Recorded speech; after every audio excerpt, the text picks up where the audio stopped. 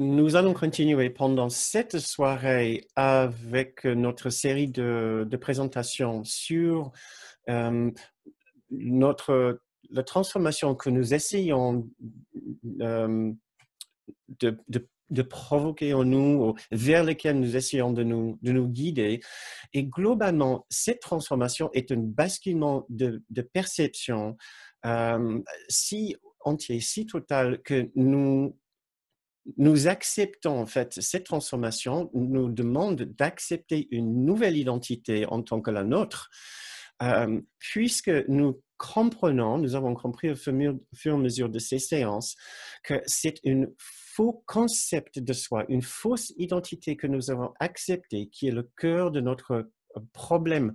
Le problème étant notre expérience de ce monde ici. Nous sommes malheureux, nous sommes pas contents, nous connaissons vraiment des moments de peur, de tristesse, de gêne, de perte, de vraie contrariété. Plus encore, il nous manque un sentiment de bien-être spirituel, de bien-être profond, d'un sentiment de liaison avec toute l'existence, tout l'univers, avec cette dimension que nous pouvons appeler le divin, avec Dieu, si vous utilisez ce magnifique symbole. Il nous manque un sentiment de plénitude spirituelle. Et un cours miracle nous enseigne que ce manque ou cette absence de cette expérience spirituelle, nous l'avons provoqué au moment que nous avons décidé de dire adieu à notre véritable demeure spirituelle dans l'unité parfaite. Donc, c'est en ayant accepté une condition de dualité et de particularité, comme si un tel état était possible, ce que le cours nous rappelle n'est pas possible. Si en ayant accepté cet état impossible, que nous avons l'impression maintenant de vivre cette existence de petitesse, de petitude, cette petit être que je pense être, semble l'héros de mon rêve, l'héros de ma vie. Et par tous les moyens, j'essaie de satisfaire ses besoins, de le reconforter avec les conforts de ce monde, au lieu de nous tourner vers la véritable source de tout réconfort. Et aussi de pallier à ses manques et de le protéger. Le protéger, donc, pour défendre ses intérêts, défendre de tout danger, d'assurer son bien-être aussi bien que nous pouvons. Mais cet effort peut être fatigant, voire même épuisant. Aussi bien que nous essayons de satisfaire les besoins de ce petit soi, nous constatons malheureusement trop souvent que nous ne connaissons pas un vrai sentiment de satisfaction, de plénitude et de sécurité. Donc, pendant ces séances, nous avons vu que c'est notre fausse identification avec le corps qui nous a éloignés de notre véritable identité dans ce que nous pouvons appeler le grand soi ou le Christ dans le langage symbolique d'un cours miracle. Et la façon dont nous écartons le souvenir de notre propre grand être, c'est en acceptant un niveau de sensibilité à notre monde extérieur qui se transforme en rancœur. Chaque fois que nous ne sommes pas heureux, contents, satisfaits, nous tenons toujours quelqu'un responsable pour ce fait. Et il est un petit pas de ce fait de considérer quelqu'un responsable, hein, que de garder un rancœur, un sentiment de contrariété, un sentiment euh, de ressentiment contre cette personne ou contre cet événement ou contre quelque chose dans ce monde. Mais derrière ce quelque chose, il y a toujours l'idée d'une personne. Kenneth Wapnick nous disait que, à défaut de pouvoir trouver un bourreau valable, nous nous retournons toujours vers nos parents, qui sont toujours disponibles pour nous dans notre esprit, qu'ils soient vivants ou non, comme un moyen d'expliquer notre expérience malheureuse dans ce monde ici en disant c'est à cause de cette personne-là, que ce soit un bourreau quotidien ou un parent, c'est à cause de cette personne-là que j'ai échoué ma vie, que il y a une absence de telle ou telle qualité de bonheur dans ma vie. Et ce que nous avons commencé à faire récemment, c'est de voir que notre véritable qualité, je pense que je suis accompagné par une mouche ce soir qui ne va pas me lâcher. Nous avons vu un peu plus loin que notre véritable qualité est l'amour. C'est ce que nous avons travaillé il y a 2 séances. Un amour parfait est notre véritable réalité. Et ce que nous allons essayer de faire ce soir, c'est de continuer ce chemin vers la reconnaissance de cet état-là, tout en reconnaissant notre tendance à nous retourner vers les rancœurs, vers les contrariétés, vers les problèmes, vers les difficultés. Et la raison pour laquelle nous allons le faire retomber dans ces pièges, c'est parce que justement, ces rancœurs et ces contrariétés, tout d'abord, renforcent la séparation d'avec l'amour dans notre esprit, renforcent la dualité, renforcent notre particularité, notre individualité, et plus particulièrement, mettre la responsabilité pour notre malheur toujours sur la tête d'autres personnes. Donc, du côté de notre ego, il y a une énorme tentation de continuer avec nos rancœurs et de continuer avec nos contrariétés, avec tout ce qui semble les petits et les grands, voire les grands et les petits, voire les micro-petits ou les micro-problèmes dans nos vies. Il semble toujours avoir un problème quelconque pour nous dans l'existence. Et nous voulons voir ce que le cours peut nous apprendre par rapport à ce sentiment qu'il y a une multitude ou multiplicité de problèmes qui semblent nous empêcher de gagner ce profond sentiment de plénitude et d'amour.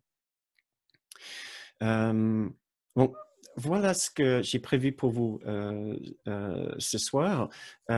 Et en fait, j'essaie de voir, j'ai préparé juste quelques lectures pour vous que je vais copier ici. Ah, mince, pourquoi? Ah là, ça y est. Donc, je vous ai mis dans le fil de chat les leçons. En fait, quand c'est marqué, par exemple, L, ça veut dire leçon. Leçon 80, en fait, c'est une... comment ça s'appelle? Une révision. Et dans la révision, cette révision contient 2 leçons. Donc, c'est la révision 85, leçon 70. Donc, c'est assez clair si vous tournez vers cette page. Ah, vous le voyez? Non, mince. D'accord. J'ai pas bien fait. Attendez voir. Ah, il veut pas. Merci, Pat.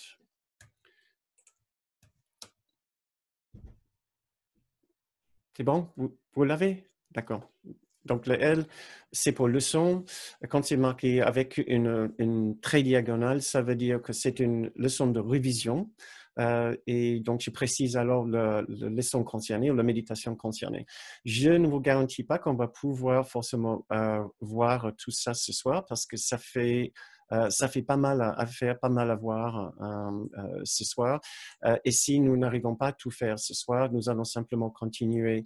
Ça sera lundi maintenant. Bon, c'est parti. Donc, ce que j'ai envie de faire avec vous maintenant, c'est tout d'abord de faire une petite révision, puisque j'ai trouvé une très, très jolie révision de ce qu'on a fait la dernière fois. L'amour n'a pas de rancœur. Et je trouve cette leçon encore tellement importante parce que ça nous donne dans cette toute petite phrase quasiment toute la pédagogie, toute la méthode et toute la transformation d'un cours miracle. Si notre réalité, c'est l'amour, si nous voulons retrouver notre réalité, une trace de cette réalité, si nous voulons connaître à nouveau l'amour, nous allons devoir mieux gérer nos rancœurs, faire quelque chose avec nos rancœurs, parce que dans l'état d'amour, dans les conditions d'amour, la qualité d'amour, il y a une absence de ces rancœurs, de ces expériences de contrariété qui mènent à nos rancœurs et nos ressentiments. Nous allons devoir quelque part mettre en question cet état en nous, cette facilité que nous avons de trouver des problèmes et après de trouver des responsables pour ces problèmes. Et donc, la petite méditation pour commencer ce soir, c'est celle-ci. Dans la leçon 84, la révision de la leçon 68, l'amour n'a pas de rancœur. Donc, je vous demande juste de vous reposer un petit peu, de vous intérioriser et de réfléchir tout doucement à cette leçon, à cette méditation. Les rancœurs sont complètement étrangères à l'amour. Les rancœurs attaquent l'amour et gardent sa lumière obscurcie. Si j'ai des rancœurs, j'attaque l'amour. Par conséquent, j'attaque mon grand soi. Ainsi, mon grand soi me devient étranger. Je suis déterminé à ne pas attaquer mon grand soi aujourd'hui, afin de pouvoir me souvenir de qui je suis.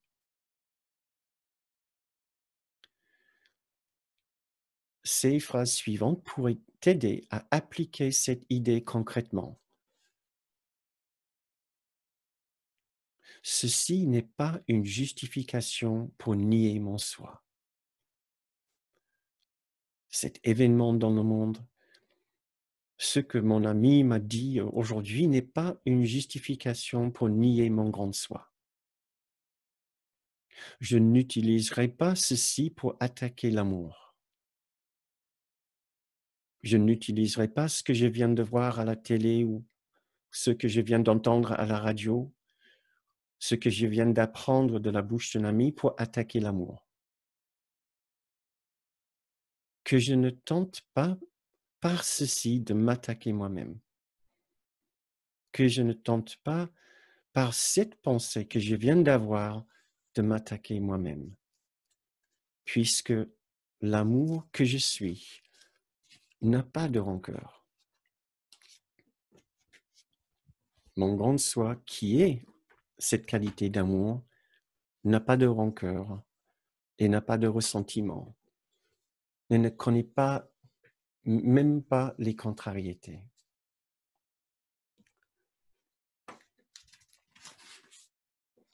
Et j'avais envie de vous demander rapidement si vous avez quelque chose que vous aviez envie de partager avec nous, ce que je vous ai dit lundi dernier, d'essayer de vous entraîner avec cet exercice, l'amour n'a pas de rancœur. Et s'il y avait quelque chose que vous pouviez juste partager, quelques petits mots dans le fil de chat, je peux le lire pour tout le monde. Une expérience très rapidement que vous avez eue, peut-être d'un revirement de pensée ou d'expérience quand vous étiez tenté d'aller dans le sens d'une contrariété qui allait mener sûrement à un ressentiment ou un rancœur. Et là, vous vous êtes arrêté, il s'est passé quelque chose et vous vous êtes saisi et vous avez fait un autre choix. Ce choix simple étant ce que le cours appelle un miracle. Un vrai miracle, c'est quand nous décidons que l'amour ancien peut remplacer une contrariété présente. Vous pouvez les noter ici si vous souhaitez. Pour continuer, donc, maintenant, j'ai très envie de faire un certain travail avec vous pour aller vers l'essentiel problème de notre existence, mais je pensais qu'il nous faudrait préalablement un petit travail pour nous souvenir d'une certaine force et d'une certaine lumière qui sont présente en nous, mais que nous arrivons à occulter. Et donc, ça va bien nous servir d'abord de faire une petite méditation pour nous souvenir de cet état de force et de lumière avant d'entamer la deuxième partie, qui est de réfléchir sur une certaine série de choix que nous sommes en train de faire quotidiennement, qui ne nous mènent pas vers cette lumière, ce bonheur et cet état d'amour. Merci Virginie, je vois qu'elle a, elle a, elle a dit l'agacement face à une mise en attente au téléphone de plus de 20 minutes qui a abouti à me raccrocher au nez. On connaît tous ceci. Peut-être notre erreur, c'est de penser qu'il y a des êtres humains au bout de ces fils maintenant, il n'y a que des machines. Et donc, ce genre de situation peut facilement mener à une expérience de rancœur et de ressentiment. Tu n'as pas fini ce que tu voulais dire, peut-être Virginie, pour nous donner la conclusion de ton expérience, pour savoir de ton expérience. Oui, donc il y avait un agacement, mais si je te connais, tu as fait probablement un petit travail avec ça, justement pour le surmonter, et tu t'es calmé par la suite, mais tu n'as pas besoin de me confirmer si tu veux pas. Donc, voilà, ce que je propose, c'est tout d'abord de faire quelques petites méditations sur ce pouvoir et sur cette lumière pour ensuite confronter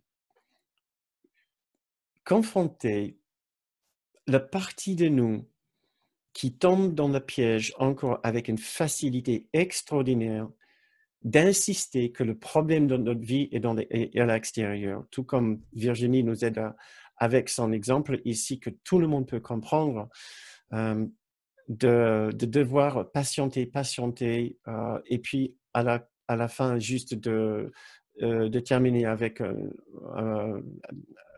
fil avec l'appel qui coupe automatiquement après un certain temps. Là, on va faire une petite lecture de la leçon 85, révision 70, que je trouve encore une leçon spectaculaire. Là, on fait un peu rapidement ces leçons, puisque c'est un peu la nature de ces séances hebdomadaires. C'est de nous donner une opportunité de nous voir et de réfléchir à ces messages profonds du cœur et de l'esprit, de nous mettre dans cet bel état d'esprit ponctuellement. Mais je vous encourage encore à travailler ces leçons pour vous-même par la suite, de les regarder, de les réfléchir de votre côté, de passer du temps dessus. Donc, cette leçon, mon salut vient de moi. Maintenant, c'est basé sur, là c'est la révision, mais c'est basé sur la leçon 70. Et c'est une leçon assez exceptionnelle puisqu'il nous demande d'accepter que ce monde ne va pas nous sauver. Ce monde ne peut pas nous sauver. Dans un langage plus ordinaire, on va dire que ce monde ne tient pas la solution à nos difficultés. Et surtout pas à notre plus grande difficulté, mais justement, c'est le but de la deuxième partie pour discuter de ça. Ce monde ne peut pas résoudre le véritable problème qui nous taraude. Nous sommes le seul ressource qui va nous donner cette solution, qui va trouver la solution de véritables solutions à notre existence. Le salut, si nous pouvons l'appeler, ainsi l'appeler, cette solution, ce salut va venir de nous-mêmes et de nulle part ailleurs.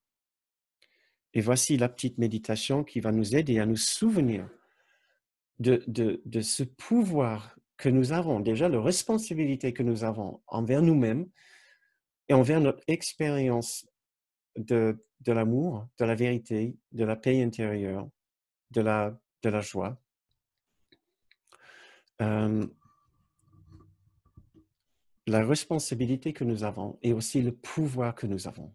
Voilà, mon salut vient de moi. Aujourd'hui, je reconnaîtrai où est mon salut. Et si ce mot symbolique vous chiffonne un petit peu, vous pouvez le remplacer par la réponse ou la solution. Aujourd'hui, je reconnaîtrai où est la réponse, avec un R majuscule, ou la solution. Il est en moi, parce que sa source est là. Il n'a pas quitté sa source, ainsi ne peut-il pas avoir quitté mon esprit. Ce salut, cette solution est en moi. Je ne le chercherai pas à l'extérieur de moi. Il ne se trouve pas à l'extérieur pour ensuite être porté au-dedans. C'est ce que nous croyons. C'est comme ça que nous nous comportons. Comme si nous pouvons trouver une solution à l'extérieur pour ensuite la ramener au-dedans. Mais dans dedans de moi, il s'étendra au-delà. Et tout ce que je verrai ne fera que refléter la lumière qui brille en moi et en elle-même. Les formes suivantes de l'idée conviennent à des applications plus concrètes, que je ne tente pas par ceci de chercher mon salut loin de moi. Ce qui veut dire que je peux et je dois le chercher tout près de moi.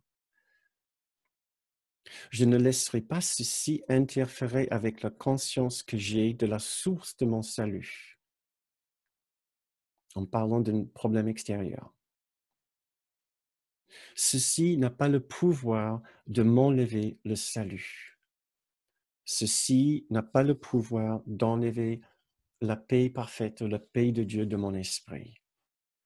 Et ainsi, cette paix et ce salut doivent être toujours dans mon esprit. Et c'est là où je vais pouvoir les trouver.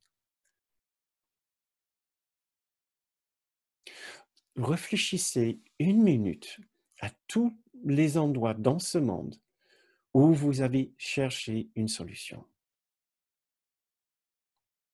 Vous avez cherché une réponse. Pensez juste à aujourd'hui. Vous avez sûrement cherché une solution ou une résolution à un problème dans votre vie dans l'extérieur. Cela ne veut pas dire que vous n'avez pas entamé des démarches tout à fait ordinaires et normales dans cette vie pour organiser des choses dans votre vie. Ce que ce genre de leçon nous demande de voir, c'est l'investissement que nous avons, que nous mettons sur ces solutions, sur ces changements, pour nous rendre heureux, pour nous donner ce sentiment de salut, d'avoir été sauvé, d'avoir trouvé la solution finale. C'est ça. Quelles sont les différentes choses que vous avez faites aujourd'hui dans une tentative justement pour trouver le salut ou la solution?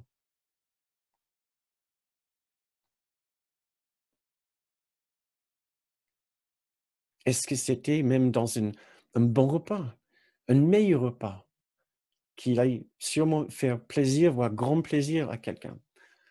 Est-ce que c'était aller au restaurant, qui allait sûrement vous remonter le moral, ou remonter le moral de notre personne? Encore, ce n'est pas un problème, ce n'est pas une question de ne pas faire ces choses. C'est une question d'être plus ambitieux. Voilà. Le bonheur et la satisfaction que nous cherchons sont bien au-delà d'un bon repas, sont bien au-delà de juste régler un problème administratif, sont bien au-delà de juste réparer une machine qui est cassée, sont bien au-delà de faire un bon achat de véhicules, sont bien au-delà de même régler un problème informatique ou un problème professionnel. Le cours nous dit, nous ne demandons pas trop, nous demandons trop peu de la vie. Nous ne sommes pas assez ambitieux. Nous devons demander beaucoup, beaucoup plus. Pas du monde, mais de l'existence de Dieu, de nous-mêmes. Nous devons mettre nos attentes plus haut, dans le sens d'aspirer vers quelque chose qui est tellement magnifique, qui est transcendant, qui est tellement beau. Et c'est là pour nous tous. Donc, pensez à tous les endroits. Patricia à Paris, à Bruxelles dit qu'elle a relu la leçon 68 et elle est allée se promener dans la nature. J'adore me promener dans la nature aussi. Ça serait une erreur de penser qu'on ne devrait pas se promener dans la nature. J'ai parlé avec un étudiant du cours aujourd'hui qui était aussi tenté de faire la confusion entre la forme et le contenu. C'est-à-dire, ce n'est pas notre comportement qui est un problème. On va se promener dans la nature, on va faire plein de choses pour se faire du bien. Ce qu'on veut essayer de faire, c'est d'aller au-delà et savoir que le bien que nous cherchons est encore au-delà de la nature. C'est au-delà de régler un problème administratif. C'est au-delà de préparer un bon repas pour quelqu'un. Le bien que nous cherchons est bien plus profond. Même si nous utilisons ces différentes activités pour y aller doucement, pour nous rappeler du bonheur de la communion quand nous mangeons avec d'autres personnes, nous rappeler de la communion avec l'univers quand nous nous promenons dans la nature. Ça, c'est parfait. Donc voilà l'autre petite leçon de préparation que je voulais faire avec vous. C'est le 87-73. Je veux que la lumière soit.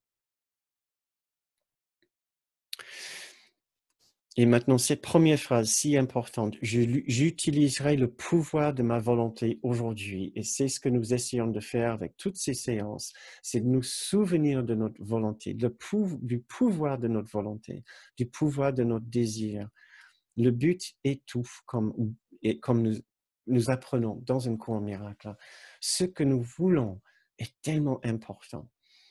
Et donc, nous répétons ces leçons, nous les revisons justement pour nous souvenir de notre véritable but, de ce que nous voulons. Je veux que la lumière soit. J'utiliserai le pouvoir de ma volonté aujourd'hui. Ce n'est pas ma volonté d'errer à tâtons dans les ténèbres, effrayé par des ombres, apeuré par des choses non vues et non réelles. La lumière sera mon guide aujourd'hui.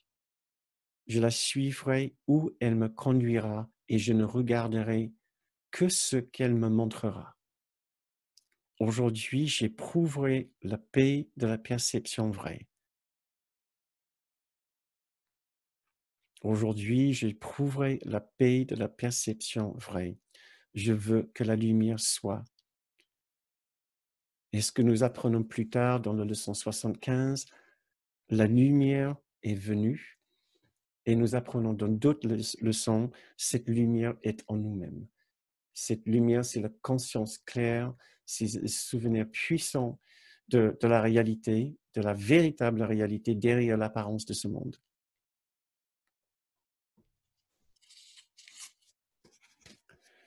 Donc maintenant, ayons renforcé le souvenir de notre pouvoir, le souvenir de cette lumière dont nous sommes dignes. Il faut aussi nous souvenir que nous sommes dignes de ce pouvoir et de cette lumière. Ça soit une certaine arrogance d'insister que nous ne le contenons pas, que nous ne l'avons pas. Nous voulons voir à quel point nous avons toujours insisté que la solution est à l'extérieur de nous, pensant toujours que les problèmes sont à l'extérieur de nous. C'est toujours ce même sujet de cause et effet. Où est la vraie cause? Puisque ce monde essaie de nous apprendre encore et encore que la vraie cause est dans ce monde, le vrai problème est dans ce monde, et donc la vraie solution est dans ce monde. Pourtant, cette spiritualité d'un cours miracle, comme d'autres spiritualités, essaie de nous prendre que le seul véritable problème est dans notre esprit et et de là, de notre esprit, de la confusion et du malheur que nous acceptons dans notre esprit, il sera projeté à l'extérieur dans ce monde, déjà, premièrement, pour provoquer certaines conditions malheureuses dans la vie, mais plus important encore, cette projection de notre choix malheureux va influencer et colorer l'ensemble de toutes nos perceptions de ce monde. Notre perception du monde est le résultat d'une projection d'une condition intérieure. Et c'est les leçons maintenant que nous allons étudier, les leçons 79 et 80, qui allons nous apprendre que le seul véritable problème, c'est cette confusion que nous avons acceptée d'identité, de dualité, de séparation, de distance, d'éloignement avec notre véritable condition. Et que c'est un faux problème. Et que par la suite, une fois que nous avons accepté ce faux problème, nous allons voir le reflet ou les projections de ce faux problème partout dans le monde. Donc, nous allons lire quelques petits extraits des leçons 79 et 80 que je vous encourage à lire dans votre temps libre, qui sont encore des leçons assez révolutionnaires, simplement parce que elles nous demandent, comme d'autres passages dans nos cours, de comprendre à quel point tout notre système de perception, même notre système de pensée, est mal ajusté. Chaque fois que nous pensons qu'on a une raison valable de garder une rancœur, chaque fois que nous pensons que notre contrariété vient véritablement de ce monde, nous sommes dans l'erreur. La seule condition qui nous dérange, c'est cette condition de séparation, d'éloignement et de distance, de division avec notre propre réalité au sein de l'amour, au sein de ce que un cours miracle appelle le Christ en nous. Pourtant, ce Christ est là, chaque instant, il nous supplie, il nous invite, de l'inviter, de venir vers lui, de revenir vers lui. Que vous ayez une relation avec cette présence extraordinaire, cette présence divine que nous pouvons appeler, en forme du Christ, qui est un terme que le cours utilise, ou que dans une autre forme. Certaines personnes, ça peut être dans la forme de Marie, donc une présence féminine, ou la mère universelle.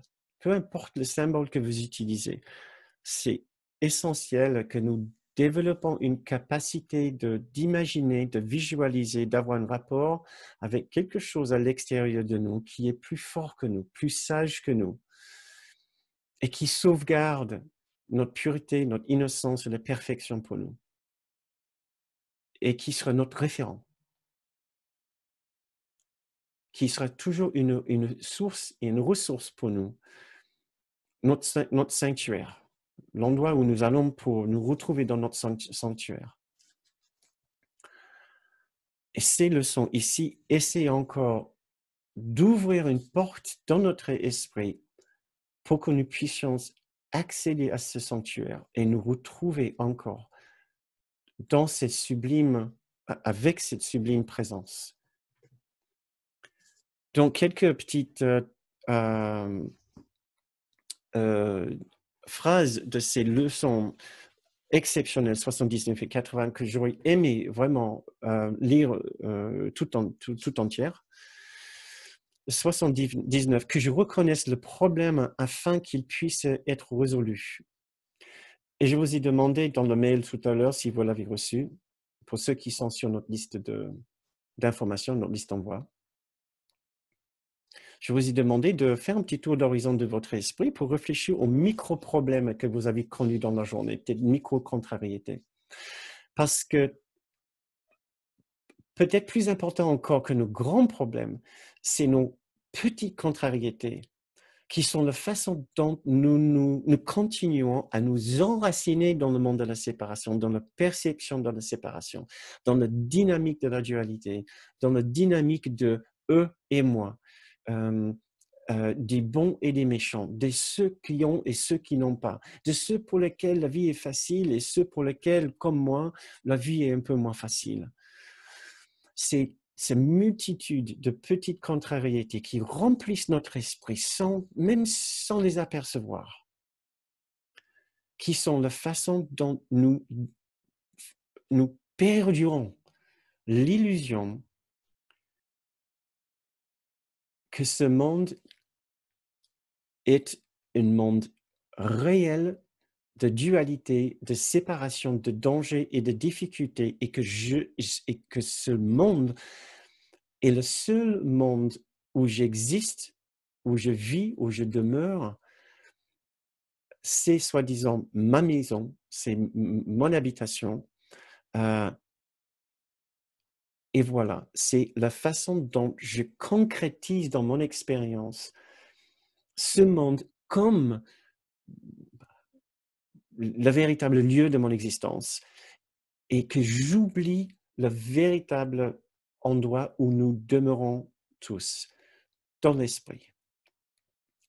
Nous avons déjà vu qu'un cours miracle comme d'autres spiritualités nous apprend que nous ne sommes pas ces corps, nous sommes esprits, mais nous pouvons aussi nous tourner vers, par exemple, la physique quantique pour comprendre que la matière en tant que telle n'est pas très matérielle, n'est pas vraiment très matérielle.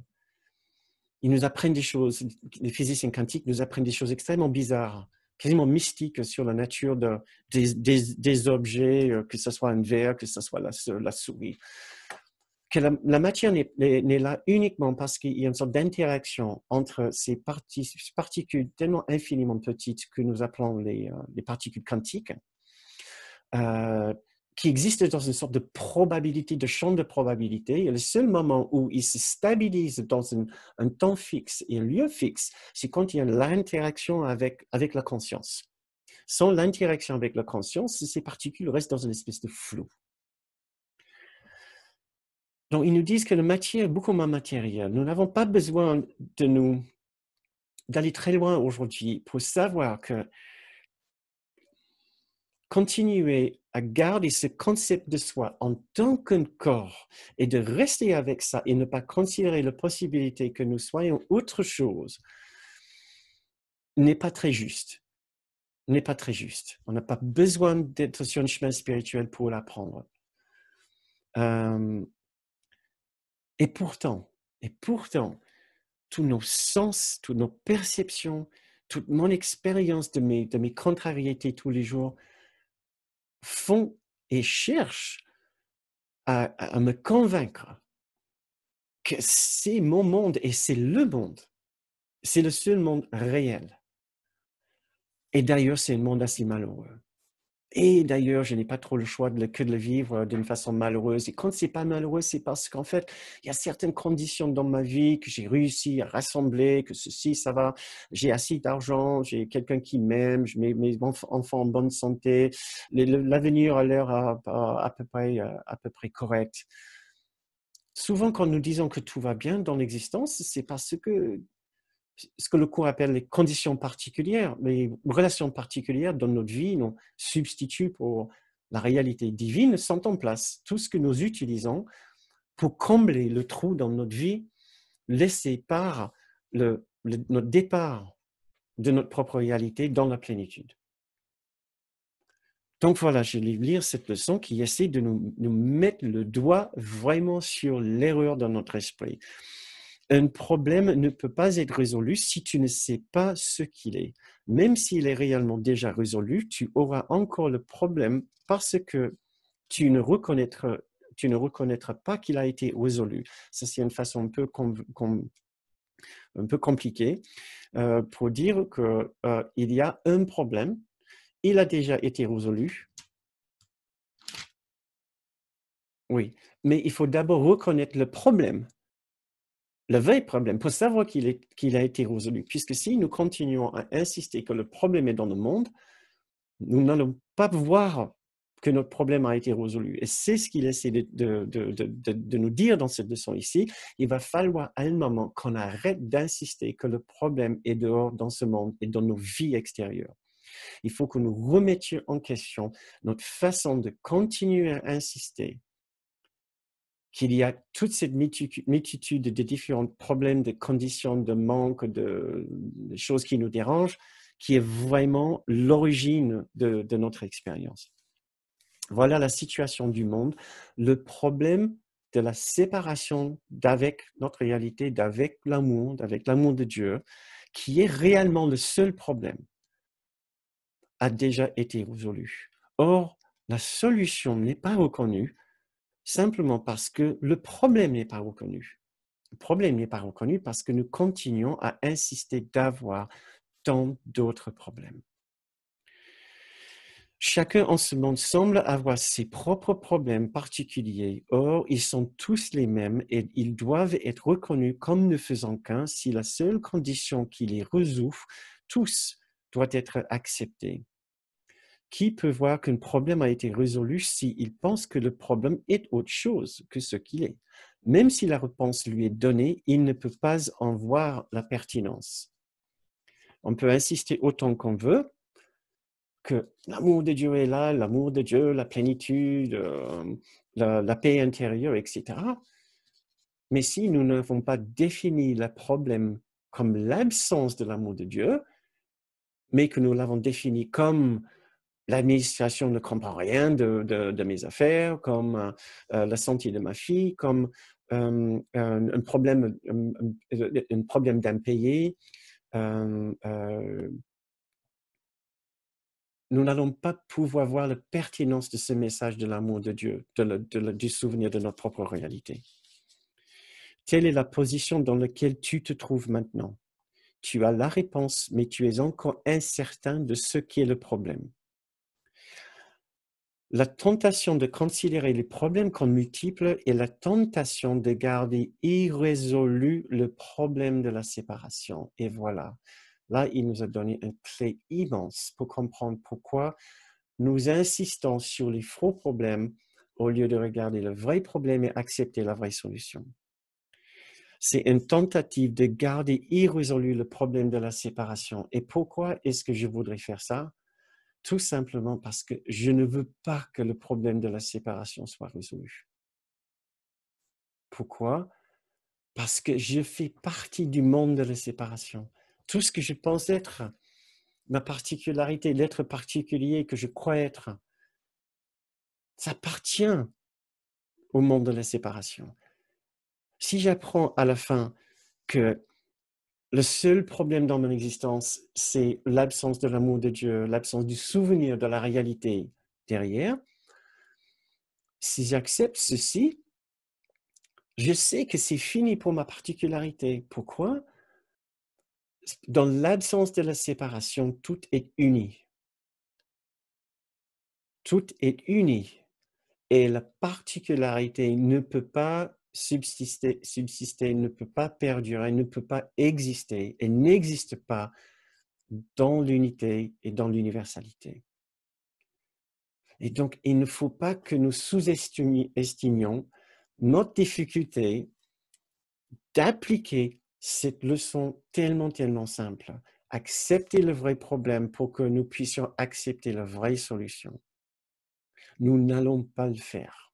Nous pouvons le faire, mais nous n'allons pas le faire parce que nous avons peur pour l'instant de perdre tout ce que nous pensons être notre vie particulière, notre vie personnelle et tout ce qui se rattache à notre vie personnelle, les personnes que nous aimons, nos préférences, nos conditions particulières dans cette vie, un ensemble de choses et de souvenirs du passé, de blessures du passé, il y a des attentes, des espérances pour l'avenir.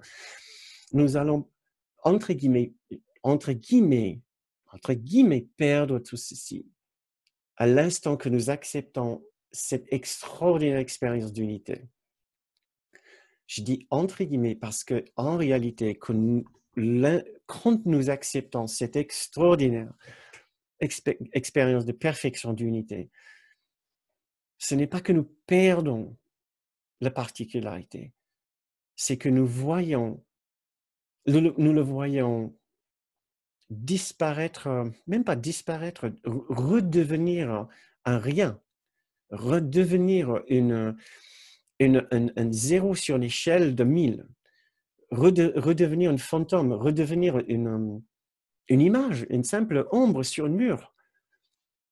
Avant, un peu comme dans l'allégorie de la grotte de Platon, nous faisions une super grande histoire de ces ombres qui projetaient sur le mur. Ah, tu as vu cette ombre là-bas, tu as vu ça, oh là là, et cette ombre, et regarde ce que cette ombre a fait, cette ombre-là, et oh, cette ombre-là, magnifique ombre, celle-là, celui-là. Oh. Ah, ben je resterai longtemps à regarder cette ombre-là. Et une fois que nous déchaînons, nous enlevons les chaînes et nous nous retournons vers le soleil, la lumière, nous sortons et voyons la nature, nous voyons le vrai soleil, la lumière, l'océan, le paysage, les arbres, l'existence.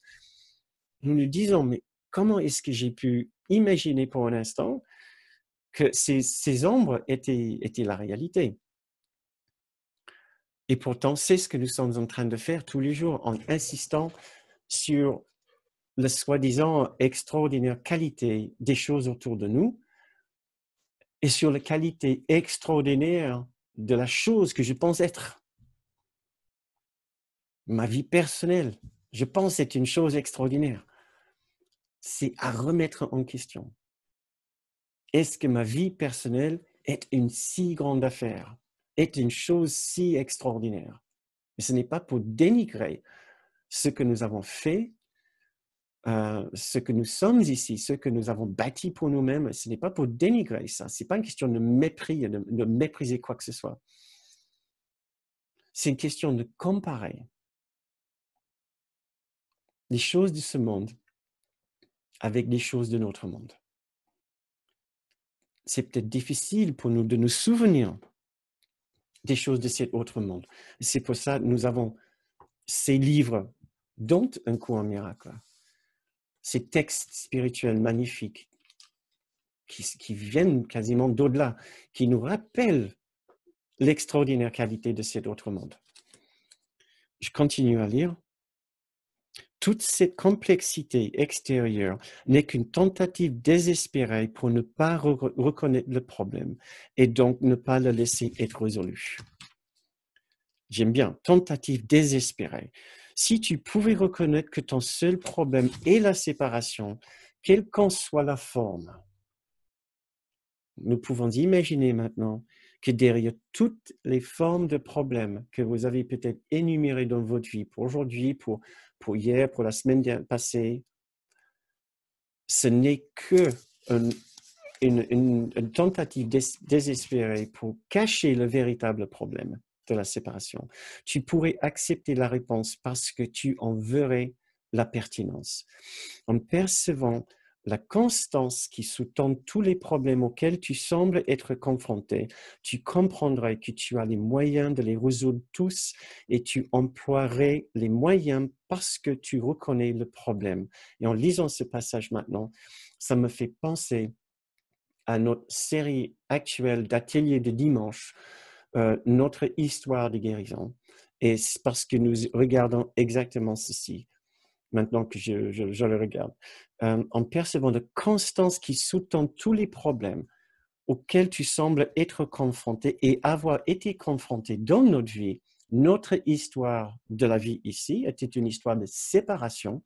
Et c'est notre but pendant les ateliers de dimanche de regarder comment ils sous-tendent à tous ces problèmes de notre vie personnelle une autre dynamique, la dynamique de la séparation.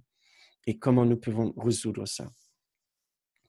Les exercices d'aujourd'hui sont fructueux dans la mesure où tu n'insisteras pas pour définir le problème. Tout ce qui est nécessaire, c'est de nourrir quelques doutes sur la réalité de ta version de ce que sont tes problèmes. C'est tout. 1979. Maintenant,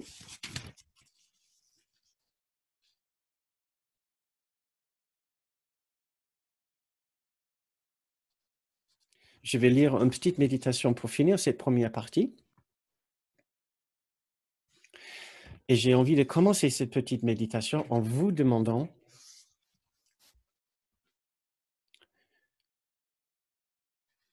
justement de réfléchir, à nourrir une doute. Il nous demande juste quelques doutes sur la réalité de ta version de ce que sont tes problèmes.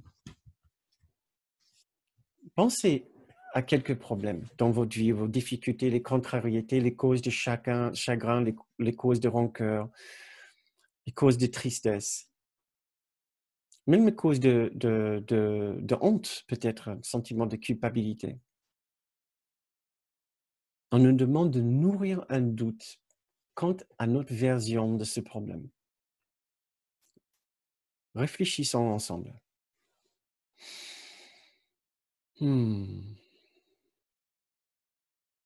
Est-ce que nous nous sommes trompés?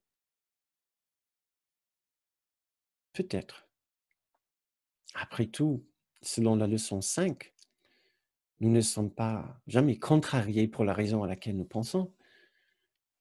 Peut-être nous n'avons pas ces rancœurs pour la raison à laquelle nous pensons.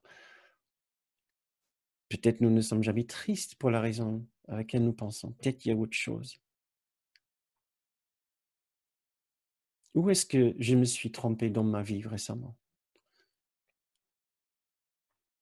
De quel problème est-ce que j'en ai fait une grande histoire récemment?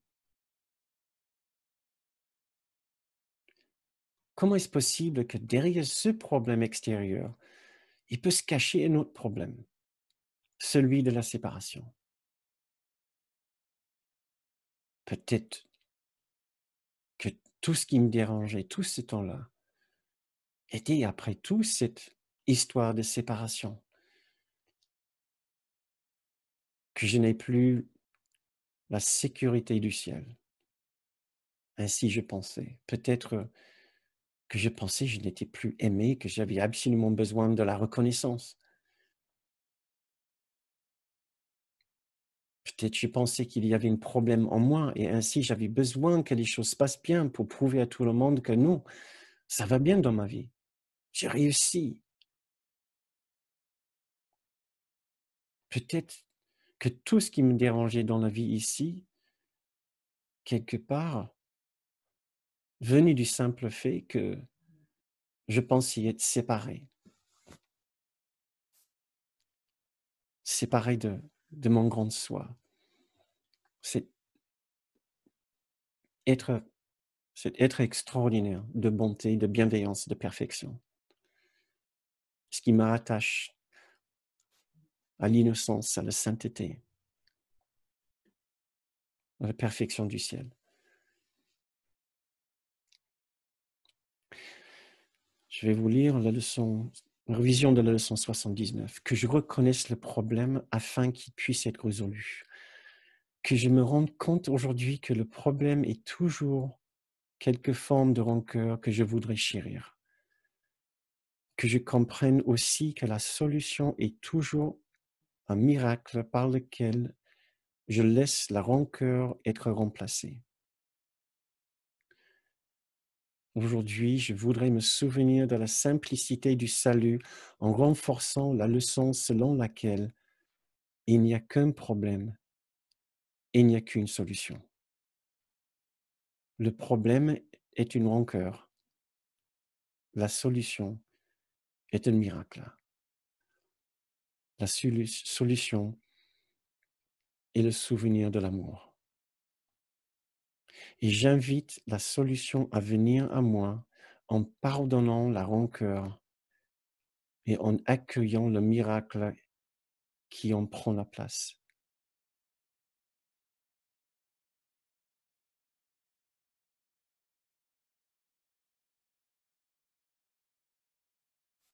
La réponse à ce problème est le miracle et l'amour qu'il dissimule.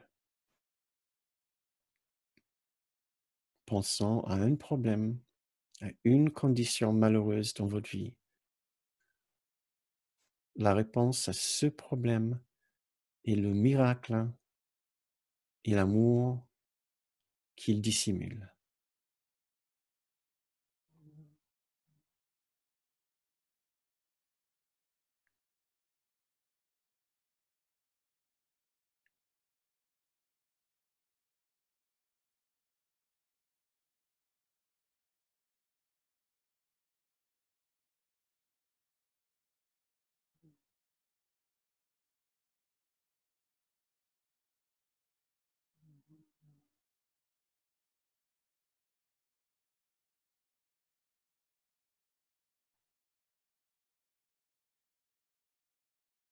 Derrière toutes les conditions malheureuses de ce monde, il y a un miracle, il y a un souvenir de cet amour qui sont dissimulés.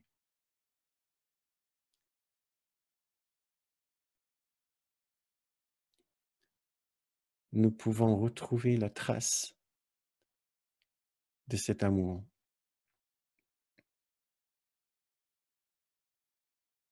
C'est notre but maintenant.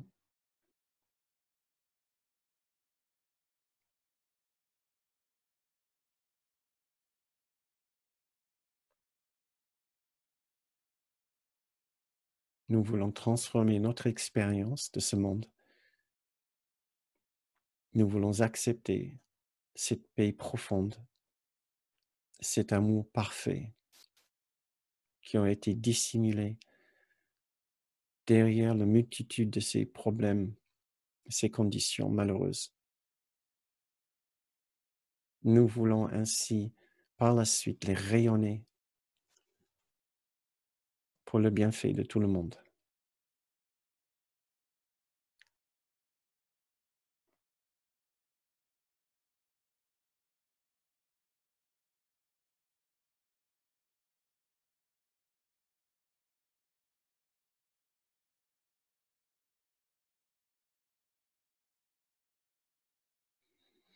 Nous sommes dignes d'accepter cet amour et cette lumière.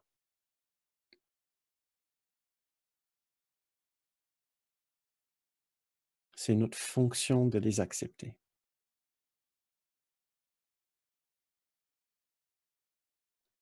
C'est notre fonction de les laisser briller en nous et d'inviter tous nos frères à les partager avec nous.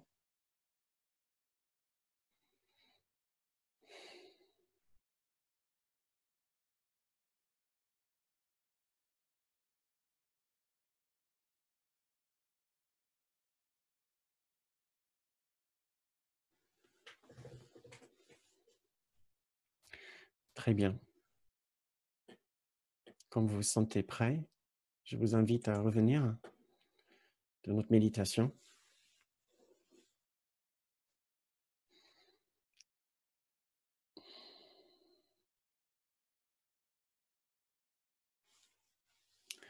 Bon, ainsi, ça c'est la première partie de notre soirée est terminée. Je vous remercie beaucoup pour votre présence, votre participation. Donc maintenant, nous tournons vers la deuxième partie de notre soirée. Encore, si vous devez partir, nous comprenons bien. Si ces séances vous inspirent de faire une petite contribution à notre effort de partage de cette philosophie, nous serons très reconnaissants pour votre contribution que vous pouvez faire en allant sur la page, sur le site bernardgroom.com. Et pour ceux qui regardent en replay, vous allez trouver un lien pour accéder à cette page dans le descriptif de cette vidéo. Merci beaucoup.